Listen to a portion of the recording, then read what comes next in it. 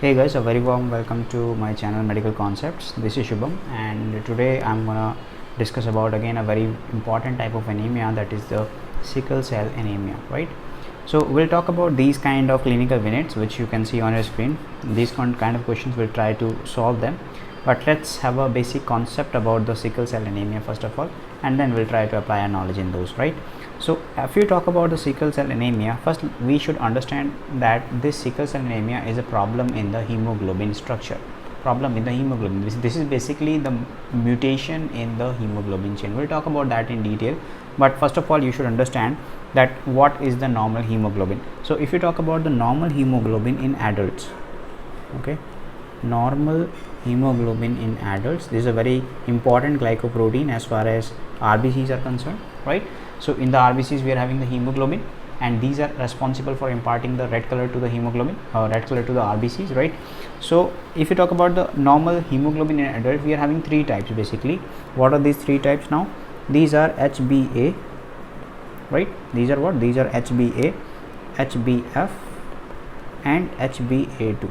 Okay, so guys, these three types are there. So HbA, HbF and the HbA2. If you talk about HbA, HbF, HbA2, we should know what chains they are taking. So HbA is very common among the hemoglobin in our body, right?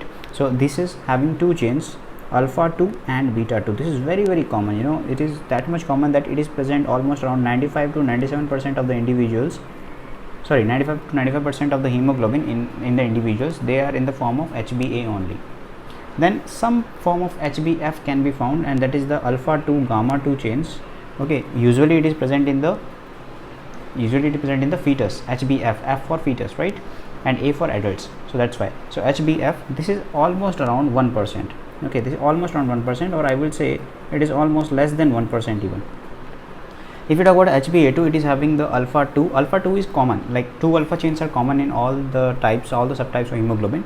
Alpha 2, and then it is the delta 2 chains. Okay, and this is around 2 to 3%. Okay, this is around 2 to 3%, 2 to 3.5%. okay, this is like that. So HbA2. So these three structures are there. If somehow mutation happens in any of the chain of these hemoglobin, then the problem happens, and most commonly it happens in the HbA, as it is very common. As you can see, 95 to 97% of the cases we are having what? We are having this particular HbA in the RBCs, right? So in the beta chain of the in the chromosome 11, in the beta chain of the hemoglobin, usually we are having the mutation in the sickle cell anemia, right? So if the sickle cell anemia is present, then let's see what can be the problem over there. So we are going to start with that, about our discussion with the sickle cell anemia. So in the sickle cell anemia, we know what's going to happen now. In the sickle cell anemia, very clear in our mind that this is the defective mechanism which is happening in the beta chain of hemoglobin.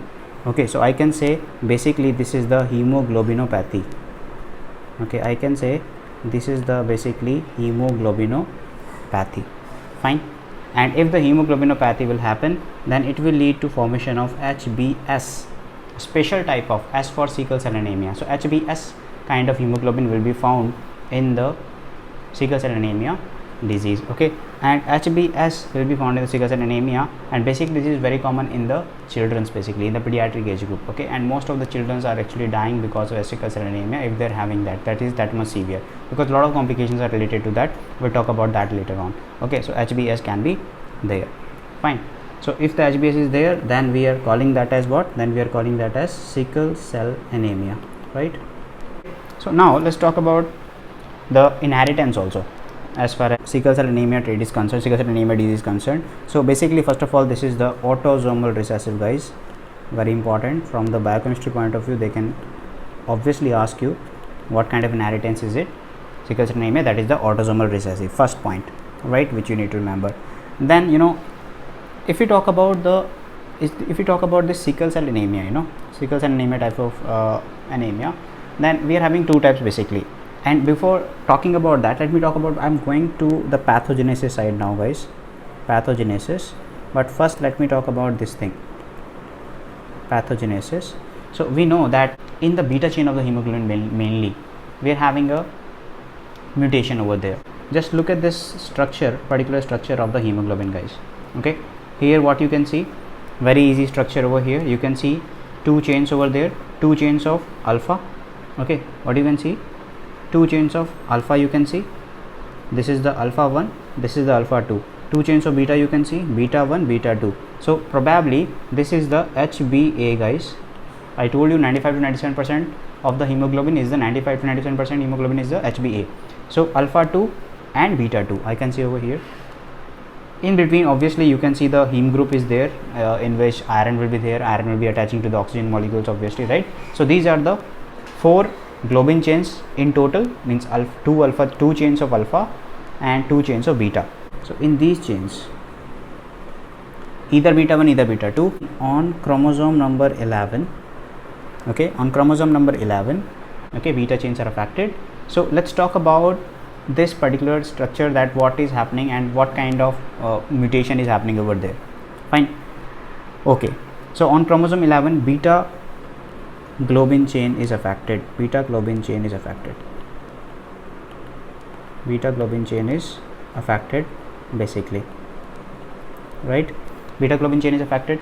Now what kind of mutation I am talking about? I am talking about a missense mutation. This is called as missense mutation. This is also very important MCQ, that it is called as which kind of mutation. This is called as missense mutation. In the missense mutation, what we are reading actually, in the missense mutation we'll see that glutamic acid is coming. So let's say I'm taking example of this particular beta chain, and let's say I'm taking an example of this particular beta chain, and I'm just elaborating it further. Okay, so let's say this is the these are the amino acids attaching to this particular site over there. So this is first one, okay, this chain, then this is second, third. Okay, let's number them: 1 2 3 4 5 6. On the 6th position, what happens is glutamic acid will come, not glutamate. I am saying glutamic acid, so do not confuse with that. Okay, in the options sometimes they can confuse you with the glutamate and glutamic acid. This is the glutamic acid actually. Okay, so I'm writing over here glutamic acid. Glutamic acid will be, usually what happens is glutamic acid is sitting over there. What is sitting? Usually glutamic acid is sitting over there, so I'm just writing it as GLU. Okay, glutamic acid is sitting over there, GLU. But what happens is, if the missense mutation happens, valine will come. Okay, valine will come over there. So VAL, this is the valine. Valine will come at 6th position, and it will replace the glutamic acid. Okay, valine will replace the glutamic acid. So valine will fit on the 6th position and glutamic acid will be thrown away, and that is the meaning of missense mutation which is happening in the sickle cell anemia, guys. So on chromosome number 11, in the beta globin chain, we are having the mutation on the 6th position, where valine will be replacing the glutamic acid. So valine will be fitting over here. So valine will be so we will welcome the valine, right? Valine will be welcome. Valine will be welcome. So I'm writing like this. However, it is WELCOME, but I'm just writing it like that because V for valine, right? So that's why I'm writing like that. Valine will be welcome, and G for glutamine. Glutamine will be gone away. So glutamine will be gone away, right? So you can remember like that. Glutamine will be gone away, and valine will be welcome, right? So like that you can understand. Fine. So no more confusion should be there, right? So this is the example for the missense mutation, or rather I will add over here missense point mutation, guys. Missense point mutation. Okay, because at particular 6th position we are having this particular mutation. Okay, understood? So no problem with that. Once we are having the formation of what? Once we are having what? Hemoglobin HbS, right? This is the HbS, sickle cell anemia, right? HbS is the production of HbS. Now we are having two possibilities, guys. Now we are having two possibilities.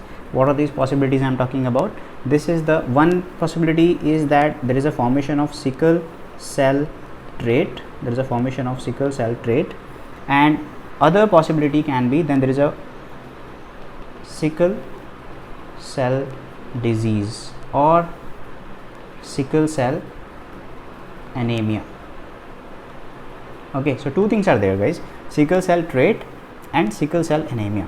If you talk about the sickle cell trait, okay, if you talk about the sickle cell trait, then in this particular sickle cell trait, let me talk about the HbS and HbA percentage. HbS will be around 40%.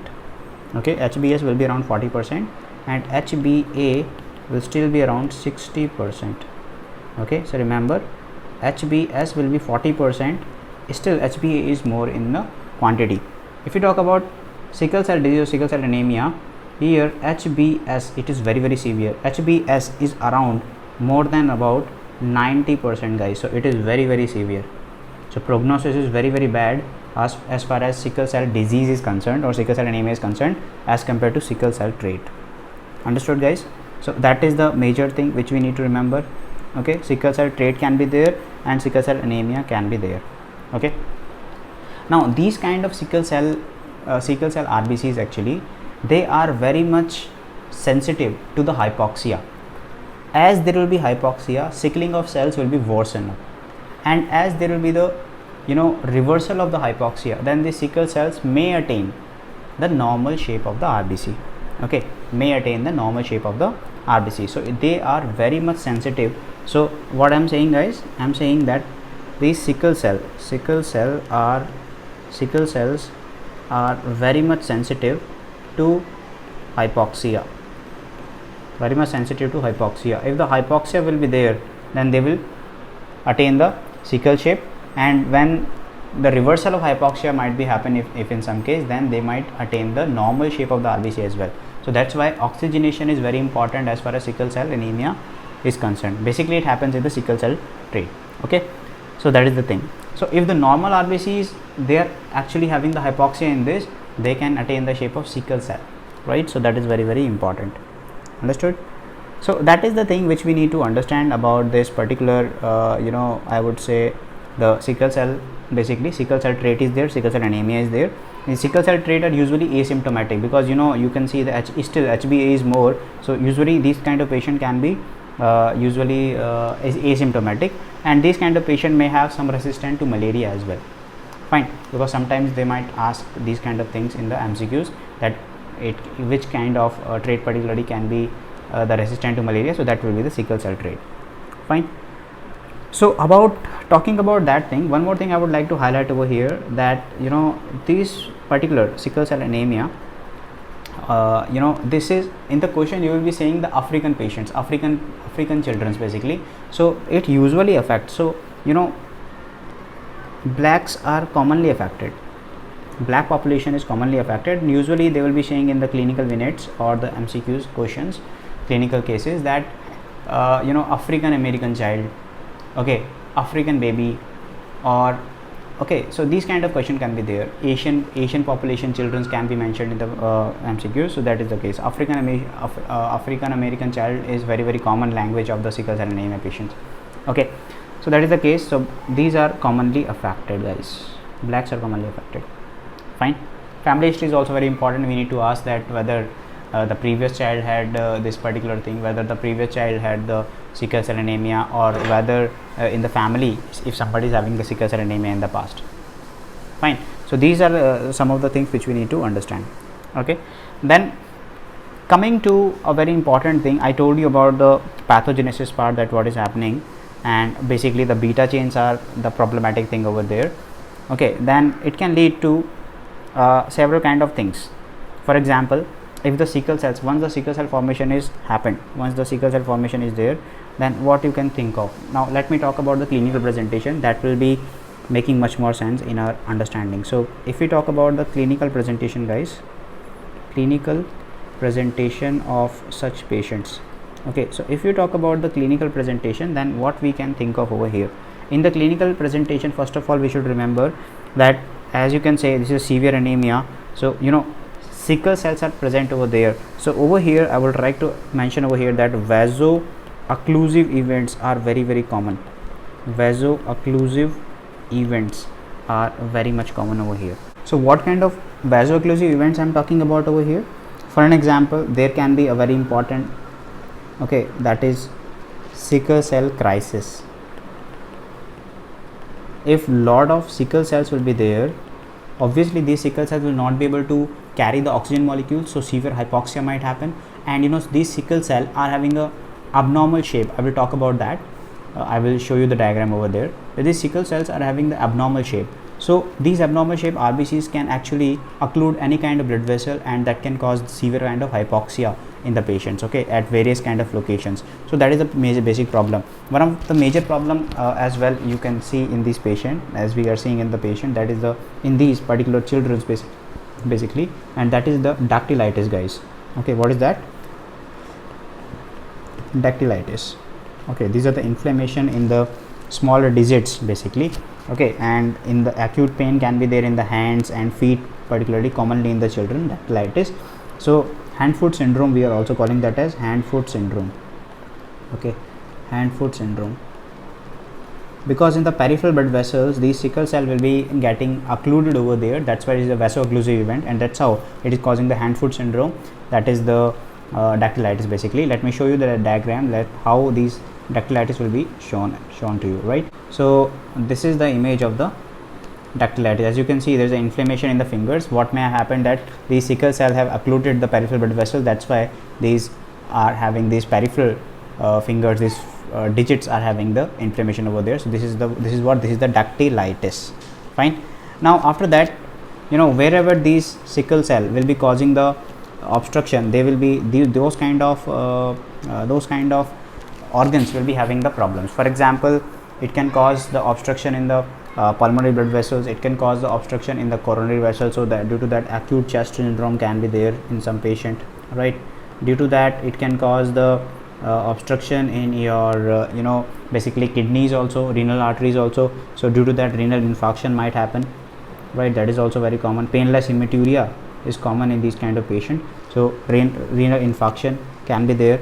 Okay, priapism can be there. Okay, priapism can be there. In the penis, if there are the blood vessels, and if the blood is flowing over there, these are minute blood vessels. If the sickle cell will be flowing through that particular area, then it can cause the priapism basically. Okay, then after that, splenic infarction might happen. So sickle cells are the basic problem over here, guys. Sickle cell are the basic problem. So splenic infarction might happen in some of the patient, and by 2 to 4 years, basically what is happening, autosplenectomy might happen over here. So auto, very important term I'm writing over here, that is the autosplenectomy. Means gradually by the 2 to 4 years of age, this patient will be having the functional asplenia, absence of spleen. Okay, so is because of these sickle shape RBCs. So splenic macrophages will be hyperactive to to remove these kind of sickle shape RBCs, but they are so much in number that spleen will be actually destroying itself. So autosplenectomy might happen over there. Fine. Okay, now we have talked about that what kind of things might have happened in the clinical presentation. These things can be there. So along with that, what can be the clinical features? Okay, so let me write over here. There can be the severe pain. Okay, as the hemolysis will be happening, so jaundice you can see in the patient. Jaundice can be there. Fatigue can be there. Okay, after that you can see the pallor in the patient, because basically a lot of RBCs have been destroyed further. So due to that, a pallor can also be there basically, right? And very important, initially in the initial phases, splenomegaly can be there, and then autosplenectomy I have mentioned about. So splenomegaly I'm just writing over here. So these kind of things might help you in solving the clinical vignettes of the sickle cell anemia patients. Okay, one more thing over here I would like to mention, because bone and joint tenderness can also be there due to the sickle cell. Okay, so bone and joint tenderness can also be there in these kind of patient. Fine. Now this sickle cell anemia, this is the subcategory of what? Hemolytic anemia, as we are talking about the hemolysis. And this is coming in which category? This is coming in the normocytic normochromic anemia category, right? And if you talk about the imaging, so we can see a crew cut appearance of the skull. Okay, as I said that bone can be involved, bone and joint tenderness can be there. So let me show. So you can see the picture over here for the hair on hand appearance, that how it looks basically. Fine. So that's how it looks, guys. So here is the picture of that. So you can see these particular hair on hand appearance. Okay, this kind of appearance, this is very common in the hemolytic anemia if the bones are involved, because this happens because of the extramedullary hematopoiesis going on. Okay, this happens because of extramedullary hematopoiesis going on, because already the hemolysis is happening on a very larger scale. So extramedullary hematopoiesis is going on inside the bones, that's why it happens. So this happens due to extramedullary hematopoiesis, right? I'm writing over here, this happens due to extramedullary hematopoiesis. And what is the name of this particular condition? Very famous, that is called as crew cut appearance or hair on hand appearance. Okay, what is that? That is the crew cut appearance. Okay, because it is having the resemblance to the crew cut, okay, that hairstyle, or hair on hand appearance. Okay, or hair on hand appearance, fine, hair on hand appearance. So this is also very common. This appearance we will be talking about that in the thalassemia also, because thalassemia also coming in the category of hemolytic anemia. Okay, so what can be the investigations over here? First one, we are going for the sickling test. Then we can go for the hemoglobinopathies test. So that is your hemoglobin electrophoresis. And if we are not able to detect the sickle cell anemia still, then there is a very important test which is a investigation of choice for the hemoglobinopathies, that is the high performance liquid chromatography. Okay, that is abbreviated as HPLC. Okay, this is the investigation of choice for the hemoglobinopathies. How will manage this patient? Okay, so management part, if you talk about the management part, then there are the first thing, we are having the prophylactic management. We are giving the daily folic acid or vitamin B9 obviously. Okay, that is daily folic acid we can give to the patient. Penicillin can be given until 5 years of age to actually tackle the secondary bacterial infection, and sometimes pneumococcal vaccine can be there because autosplenectomy is happening. Okay, so that can be done over there. So penicillin can be given. Okay, penicillin can be given up to 5 years of age. Okay, and we can give the pneumococcal vaccine for those patients who are having the autosplenectomy, let's say. Okay, and the pneumococcal sepsis. Then medical care over here, like supportive care for these kind of patients. For example, oxygenation should be there, hydration should be there to the patient. If the patient is having the pain, then analgesics can be given. So symptomatic treatment can be done over there. In some severe sickle cell anemia patient, then this transfusions can be done. So blood transfusion can be done in the severe sickle cell anemia patients. Okay, then very important drug over here, that is the hydroxyurea. Okay, hydroxyurea, what is it doing? It is increasing the level of HbF, and HbF is the protective factor for the sickle cell anemia. You know what happens is, during the initial 6 months of the fetus, initial 6 months of the neonate, I would say, then they are having what? Initial 6 months of children, they are having the HbF in more amount. So that's why they are very less prone for having the sickle cell anemia, because HbF is protective for the mutation. So mutation will not be able to happen easily in the HbF. It is usually happens in the HbA. So HbF is protective. So hydroxyurea will be increasing the HbF production over there. Okay, so that's why HbF can be used. Then at last, surgical management is there, and if you talk about the surgical management is there. So in the surgical management, what we can do, we have to replace the bone marrow cells. Hematopoietic stem cell transplantation can be done. Okay, hematopoietic stem cell transplantation can be done. So that is about the treatment part. Some of the complication I would like to highlight over here. For example, functional asplenia can be happen because of that autosplenectomy. Asplenia can be happen. Then aplastic crisis might happen in some patient. Aplastic crisis might happen due to the parvovirus B19 infection. That is also very common to come over here, parvovirus B19 infection.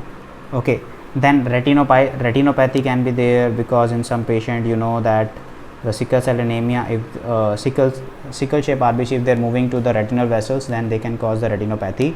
Okay, then it can cause the cardiomyopathy, it can cause the chronic lung disease.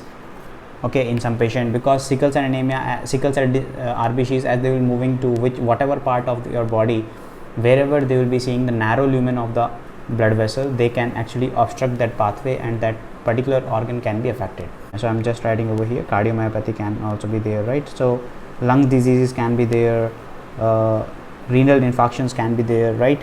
Spleen might be affected, as I said, functional ischemia can be there. So that is about basically the sickle cell anemia, right? Now let's move on to the clinical vignettes. Let's try to solve the clinical MCQs now. So for very first question, they are saying that patient is there, a 5-year-old. So basically most usually you will be saying the pediatric age group patient. So here also 5-year-old African American, as I said, African American, they will be saying like that. African American boy presents with extreme abdominal pain.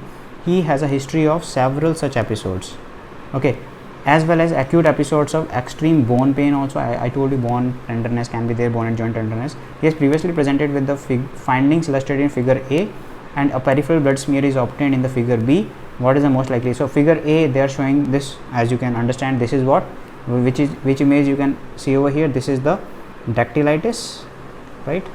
Yes, that is the dactylitis. And in the figure B, these are what? These are your, as you can see over here, these are which cells? These are your sickle cells, guys. Okay, so I can see over here sickle cell, so you can easily make the diagnosis over here. That is your, yes, that is your sickle cell anemia. Okay, so what is the most likely mechanism responsible for the patient disorder? So let's look at the option over here. So trinucleotide repeat amplification, no. Mutation in the gene coding for hemoglobin alpha, no. I said beta chain is involved. Next option is C, point mutation at the 6th position of the beta hemoglobin chain. Yes, it is looking right. Increased level of HbS, yes, it is happening, but that is due to the hydroxyurea. They haven't mentioned about that. Reduced level of folic acid, no, this is not happening, as you can see in due to these images, right? So correct option should be over here, that is your option number C. So that point mutation at the 6th position of the beta hemoglobin chain, which is happening on chromosome number 11, guys. Okay, so no problem with that. Moving on to the next question, question number 2. They are saying patient with diagnosis of sickle cell anemia. Sickle cell anemia, they already told you, make a specific type of hemoglobin, that is the HG means HGB means hemoglobin S. So I told you hemoglobin S formation will be there. This mutation results in the sickling of their RBC, that was when exposed to the inciting factor such as hypoxic condition. I told you whenever the hypoxia will be there, RBCs, they might, normal shape RBCs also, they might take the shape of the sickling cells. So patients are often treated with hydroxyurea. I told you hydroxyurea, what is the mechanism, what is the action of the hydroxyurea basically? Yes, well, you need to tell the answer. So which of the following direct effects on the hemoglobin physiology? So which option will be suitable over here? Increase oxygen carrying capacity of hemoglobin, no. Decreasing oxygen carrying capacity of hemoglobin, no, it's not about the oxygen carrying capacity. Increased level of fetal hemoglobin, yes, it is. So increased level of HbF, yes, that can probably the answer for sure. So increased level of HbF, I told you that is the action for the hydroxyurea, and that's how it is working over there, because HbF is protective for the mutations basically in the beta chain, right? Question number 3 now. An 8-year-old boy complaining of what? Extremity pain.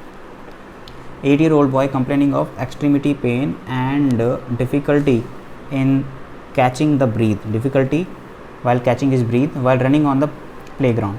His mother also report that he is complaining of intermittent abdominal pain. Physical examination reveals splenomegaly. The patient blood smear is shown over here, and as you can see in the peripheral blood smear, you can see some of the RBCs. For example, which RBC I am talking about? Look at this RBC. Okay, you can look at this RBC over here. Look at this RBC, right? Some of the RBC you can see they are pathological RBCs, right? Which I am making the arrow over here. You can easily make out these are your what? Sickle cell RBCs, right? So what is the diagnosis? Your diagnosis will be the sickle cell anemia. No problem with that. But they are asking you other thing. They are saying what is the most likely mutation present. So mutation over here, I told you that at the 6th position of the beta globin chain over there of the hemoglobin, they will be causing the point sense mutation, missense point mutation, right? So glutamic acid will be replaced by the valine. Okay, so glutamic acid to valine, it will be replaced, glutamic acid to valine. So valine will be replacing the glutamic acid now. So that means that is the particular answer over here, that glutamic acid to valine. Okay, that should be the correct answer. Okay, I hope you're having a good understanding about the sickle cell anemia, guys. Thank you for watching this video, and if you like this video, please hit the like button, share with your friends, and I will see you in the next one. Thank you so much for joining in. Bye bye.